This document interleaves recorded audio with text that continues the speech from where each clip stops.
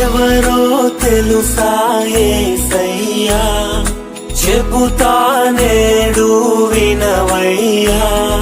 పెడచెవి పెట్టక త్వరపడి వచ్చి రక్షణ పొందయ్యా,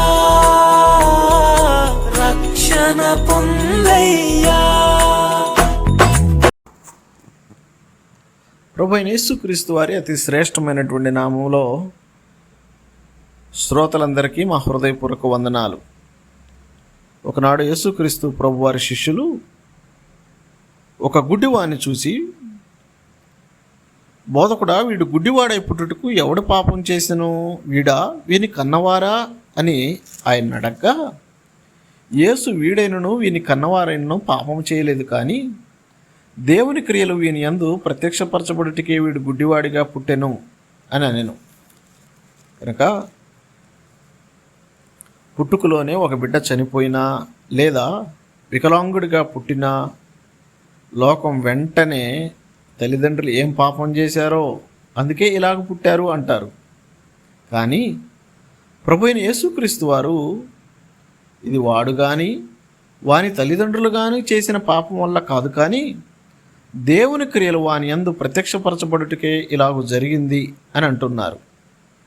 దుఃఖము, శ్రమలు, వేదనలు, కష్టాలు, రోగం, మరణం ఇవన్నీ పాప ఫలితంగా సంభవిస్తూ ఉంటాయి. అయితే ఇటువంటి పరిస్థితుల నుండి విడుదల కలుగు చేయటానికి ప్రభువైన యేసుక్రీస్తు వారు శరీరధారి అయ్యాడు. నిర్దోషి, నిష్కలంకుడు అయినప్పటికీ కూడా మానవ జాతి పాపభారాన్ని ఆ కలువరి శిలువలో మోసి పాపశిక్షను ఆయనే భరించి మన కొరకు బలయ్యాడు. ఎవరైతే నేడు ప్రభువైన యేసుక్రీస్తునందు ఆయన మరణ పునరుద్ధానముల యందు విశ్వాసం ఉంచుతారో వారు రక్షించబడతారు.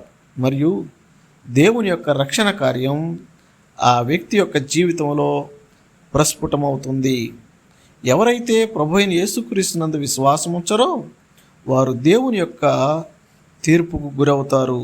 కనుక మీరు రక్షణకు పాత్రులవుతారా లేదా ఆయన ఉగ్రతకు పాత్రులవుతారా? సరైనటువంటి నిర్ణయం తీసుకోవటానికి అవసరమైన కృప, సహాయము ప్రభువు మీకు అందించునుగాక. ఆమేన్. దేవాది దేవుడు యేసయ్యా మానవ జన్మతో వచ్చాడయ్యా.